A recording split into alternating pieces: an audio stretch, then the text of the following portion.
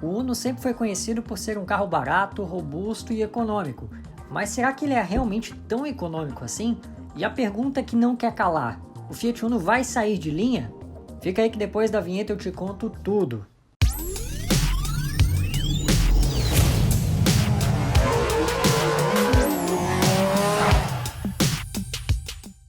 Se você não conhece o Auto Repórter, seja muito bem-vindo, eu te faço um convite.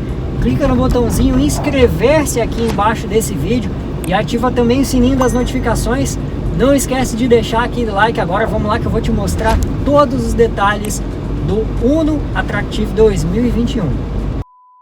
Bom, esse é um velho conhecido do mercado, o Fiat Uno, que nessa geração aqui dessa carroceria passou por dois facelifts, né, duas remodelações aqui na dianteira. A gente vê uma grade aqui que tenta integrar um farol ao outro, um farol de parábola simples, aqui no lugar onde seriam os faróis de neblina. Essa versão é Attractive, que é a versão de entrada dele, e ela é muito simples. Você vê que não tem nenhum resquício de cuidado a mais nela. As capas dos retrovisores em preto, a gente chega na lateral, as rodas de 14 polegadas, pneus 175, perfil 65. A lateral, desde o lançamento dessa geração aqui, não mudou praticamente nada, né?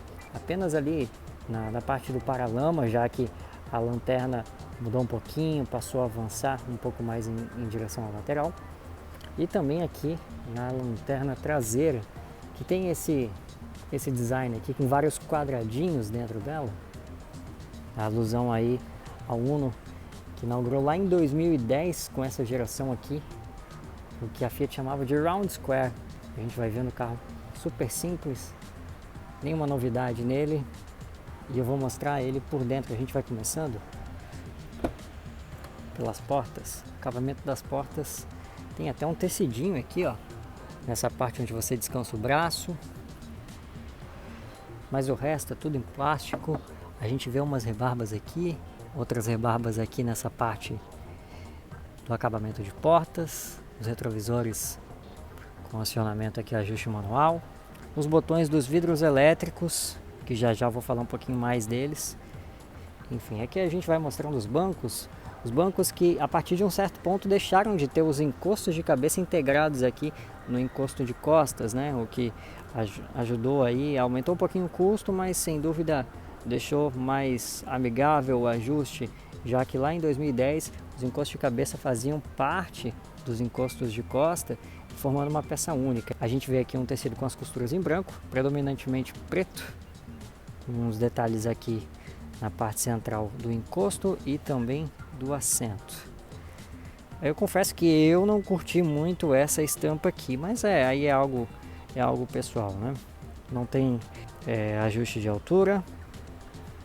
A gente vai entrando no carro e a gente vê primeiro um volante bem simples, sem nenhum tipo de controle aqui, apenas a buzina mesmo. O quadro de instrumentos dele traz velocímetro, conta-giros e uma tela aqui central. Essa tela aqui central que traz um computador de bordo até completinho para um carro tão simples como o Uno.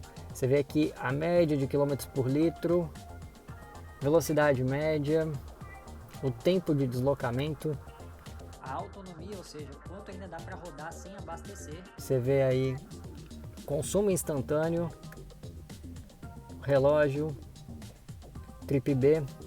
Ele tem um painel bem completinho, até com check control ali, como o pessoal dizia na década de 90, indicando porta aberta. E aqui embaixo você vê o odômetro total. O grafismo é legal, mas eu confesso que eu não curto essa solução de ter um computador de bordo centralizado com o velocímetro em volta. Eu prefiro ele centralizado entre o conta-giros e o velocímetro, o que sem dúvidas aí facilita bastante a leitura, já que você tem mas essa foi a solução que a Fiat encontrou, já que esse quadro de instrumentos aqui é apertado pra caramba, e isso aliás é uma característica dessa geração do Uno desde que ele foi lançado lá em 2010. Você tem aqui um espaço muito diminuto, né? Um espaço muito pequenininho para o quadro de instrumentos. Agora a gente vai mostrando o resto do painel. Aqui essa versão ela é básica, ela não vem com com central multimídia, nada disso. É apenas aqui o pisca-alerta no centro do painel, aqui os comandos do ar-condicionado, totalmente analógico. E aqui embaixo, na direita, um porta-luvas que fica aqui embaixo. E aqui até um porta-trecos, enfim. Uma coisa que eu ia ressaltar é que lá no começo dessa geração em 2010, esses botões aqui do acionamento do vidro elétrico, eles eram aqui no painel, uma forma que a Fiat tinha encontrado aí para diminuir custos, já que você só precisava de 2 botões e aqui você acaba tendo que utilizar 3, né? O do motorista aqui para controlar os 2 e do passageiro aqui no lado direito. O que, aliás, eu achei acertado a Fiat ter feito. A Fiat, inclusive, depois de um tempo aí, mudou o painel do Uno, que era muito simples, um acabamento de qualidade bem fraca. Não que esse aqui tenha uma qualidade boa, né? Ele é muito simples, plástico duro. Aqui no meio você vê um plástico em tom azulado, que avança até aqui. Mas mesmo assim, sem dúvidas, melhorou em relação à primeira fase desse Uno, né? Aqui a gente vê uma tomadinha, porta-trecos, também a alavanca de câmbio, puxador do freio de mão. A gente vê aqui algumas rebarbas, né, no acabamento, umas sobrinhas a mais de plástico aqui. E agora eu vou te convidar para ir lá para o banco traseiro comigo para a gente analisar o espaço interno. Bom, com o banco ajustado para mim, eu não sou tão espaçoso assim, eu tenho 1,73 m, 4 dedos, e eu também não sou de pegar muito espaço para as pernas, então 4 dedos está um espaço bem justo. Melhor do que no irmão Mobi. A gente vem aqui no túnel central, que ele não é tão alto assim, mas tem um porta-copos aqui, algo que é bom e ruim, porque um ocupante aqui no meio já vai ter que dividir as pernas aqui, né? Vai ter que um pé para cada lado desse porta-trecos. Quem vem no meio acaba não precisando subir tanto as pernas, mas se alguém quiser um pouquinho mais folgado, o meu joelho aqui já está totalmente encostado no banco dianteiro. A gente vê os encostos de cabeça do tipo vírgula e também o cinto central de 3 pontos que parte lá do teto. Agora vamos partir para o porta-malas.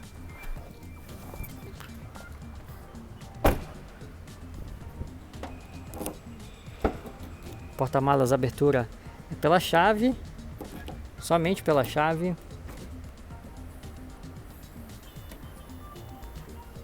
Ele é todo forrado, você vê aqui que até nessa parte aqui, onde geralmente algumas marcas economizam, né? Aqui tem um forrozinho, um cuidado. O step, roda de ferro também. Tudo recebeu até uma atençãozinha aí especial da Fiat, né? O que é legal. Mas a tampa, ó, a gente vê totalmente sem acabamento, o que acaba evidenciando alguns arranhões aí, marcas de uso. Só esse puxador aqui, que aliás desde 2010 está por aqui, né? Bom, agora eu te convido para dar uma volta no Uno comigo. E aí, vamos nessa? Em termos de dirigibilidade, o Uno não mudou tanto assim desde 2010. O motor Fire, que a gente vai falar com mais detalhes daqui a pouquinho, fica devendo. A direção é hidráulica. E uma diferença bastante grotesca aí entre o Uno Firefly e esse aqui é que o Firefly tem direção elétrica, esse aqui não, a direção dele é apenas hidráulica. Se você pensa que é exigir demais de um carro desse tamanho, na hora de manobrar, por mais que a hidráulica ainda seja leve, pode ter certeza que faz uma senhora diferença. E outra questão é que essa direção aqui em velocidades um pouco mais altas, ela acaba ficando muito leve. Ao contrário da direção elétrica, que com o aumento de velocidade tende a aumentar também o peso dela. Outra coisa que faz diferença na hora de dirigir o Uno é a suspensão. Outra coisa que nitidamente não mudou no Uno foi o acerto de suspensão voltado para o conforto. Ela é bem macia, mas isso sem dúvidas acaba deixando o carro molenga demais. Uma característica aí da Fiat dos anos 2000 até 2010 mais ou menos, que veio mudando mais recentemente com o Argo, que já tem uma suspensão um pouquinho mais firme. mas pro dia a dia não é algo que chega a atrapalhar. Mas se você for fazer uma curvinha um pouco mais forte, numa velocidade um pouquinho maior, com certeza você vai sentir o carro inclinando bastante. Considerando trechos de uso na cidade em que o Uno dificilmente vai passar dos 80 por hora, ele é honesto, mas em trechos de rodovias a suspensão faz com que ele flutue bastante, o que não passa tanta confiança para quem dirige. Uma coisa que pesa a favor do Uno são os faróis. Eles são potentes e iluminam bem à noite. Olha só a diferença entre a luz baixa e a alta. Isso facilita bastante em viagens noturnas ou andar por lugares escuros. Uma coisa muito legal do Uno é algo simples, mas que já ajuda. Eu toco levemente na seta, toquei na haste da seta, ela piscou 5 vezes. É mais do que o suficiente para você mudar de faixa sem precisar tirar a mão do volante totalmente aqui por muito tempo. Ó, mais uma vez, piscou 5 vezes, é o suficiente para que eu consiga mudar de faixa. Em dirigibilidade, ele fica com nota 7. Vamos considerar ainda que o uso do Uno vai ser bem mais na cidade do que na estrada.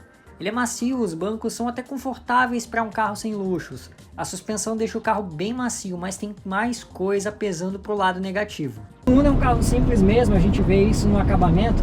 Eu sinto até que eu posso falar com alguma autoridade do Uno, até porque eu já tive um novo Uno desses aqui, eu tive um Uno Way 2011, tive contato com o Uno dessa geração aqui, o Firefly 1.0 de 3 cilindros, e também tive contato frequente aí com o Mille, Uno Mille, aquele Millezão raiz mesmo, motorzinho Fire, o também chamado de botinha ortopédica quando chegou aqui no Brasil, né? E uma das coisas que não mudou é que o Uno continua um carro espartano. E a gente vê isso nas coisas simples, como o acabamento, isolamento acústico, que nesse carro aqui praticamente não existe. Eu gosto muito dessa via aqui, porque ela fica à beira-mar. Então eu consigo avaliar bastante o isolamento acústico dos carros. Além do barulho do ar-condicionado, dos pneus rolando, eu também consigo ouvir o barulho do vento. Talvez no áudio desse vídeo que você está vendo você não vai conseguir, mas para quem está aqui dentro do carro é bem nítido e dá para separar, dá para dividir aí exatamente, dá para notar o que é cada barulho, o que é o barulho dos pneus, o que é o barulho do ar-condicionado e também o barulho do vento. Em conforto, a nota do Uno é 7,5. Bom, não dá para negar que o Uno mudou nesse tempo todo, desde o lançamento da geração que tinha essa carroceria aqui lá em 2010, o Uno recebeu alguns facelifts, aí, alguns tapinhas no visual na dianteira e também na traseira. Na dianteira, se eu não me engano, foram 2, né? Até chegar a essa carinha atual, digamos assim. Mas sem dúvidas a coisa mais significativa entre essas mudanças do Uno está aqui no interior. Esse painel realmente fez o carro evoluir em relação ao modelo lançado lá em 2010. Aumentou a qualidade dos plásticos, embora não tenha aumentado tanto assim. A qualidade dos plásticos ainda é discutível, você vê várias rebarbas, algumas peças um pouquinho mal encaixadas, mas sem dúvidas melhorou. Uma coisa que para mim foi uma evolução foi no quadro de instrumentos. Eu gostei muito do computador de bordo, que tem várias funções e torna o Uno sem dúvida um carro mais compreensível e não um carro tão cru, um carro tão pelado. Mas falando dos plásticos em si, a qualidade deles no geral é baixa, principalmente por já se tratar de um carro que já passou dos 50 mil reais. Por aqui, o Uno fica com 6,5. Espaço interno sempre foi algo positivo para o Uno, aliás, era algo de destaque quando ele foi lançado por aqui. De lá para cá, os modelos da categoria dele cresceram e o Uno manteve um porte parecido. Para alguém de 1,73 m como eu, nada demais, mas os maiores de 1,80 m vão ficar desconfortáveis nele. Em espaço interno, o Uno fica com 7. Em conectividade, a gente vê algo inédito em uma avaliação aqui no Auto Repórter. A versão simplesmente oferece apenas um rádio Double DIN com Bluetooth como opcional. De série, nada. O Kwid Zen, de uma categoria abaixo, é mais barato e oferece um som Double DIN com Bluetooth de série. Por aqui não dá para dar moleza pro Uno não, ele fica com uma inédita nota 0 em conectividade. É inegável que o Uno já está dando adeus. Se tem uma coisa que a gente nota é que a Fiat está deixando o Uno se despedir do mercado. A Fiat praticamente largou o carro à própria sorte, né? Não tem mais ação de marketing, não tem mais novidade no carro. Uma das coisas muito boas que a Fiat trouxe para o novo Uno, mas que não é o caso desse modelo aqui que a gente está testando é o motor Firefly. O motor 1.0 de 3 cilindros é muito bom, leva o carrinho muito bem, totalmente diferente desse 4 cilindros aqui, o Fire Evo. Esse motor tem 73 cavalos na gasolina e 75 no etanol. São 9,9 kg de torque no etanol e 9,5, se eu não estou enganado, na gasolina. Mas mesmo assim, apesar desses números serem bons, não são números ruins, na prática esse propulsor aqui ele já está no limite dele faz tempo, né? Porque querendo ou não, os anos foram passando. O motor Fire chegou aqui no Brasil em 2000, se eu não me engano, estreando no Palio. No Uno, ele foi estrear em 2002, já no Mille Fire, quando o Mille recebeu aquela gradezinha dianteira com o símbolo redondinho azul da Fiat. Olha só como ele anda.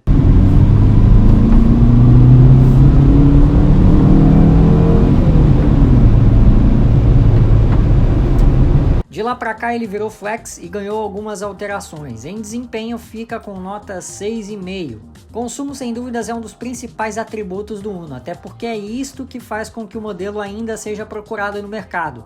Rodando no anda e para da cidade com o ar ligado o tempo inteiro, ele registrou a boa média de 8,6 km por litro no etanol, melhor até que o registrado na tabela do Inmetro, que dita o consumo de 8 por litro no combustível vegetal na cidade. Em consumo ele fica com nota 8. Resumindo, por mais que o Uno tenha envelhecido, ele ainda é uma opção honesta para quem quer um carro sem luxos e econômico para a cidade. Por ser pequeno, ele é fácil de estacionar. Ele é macio rodando e vai te levar onde você precisar sem problemas. A média final do Uno é 6. Não esqueça de se inscrever aqui no canal, ativa também o sininho das notificações, deixa aquele like e até o próximo vídeo.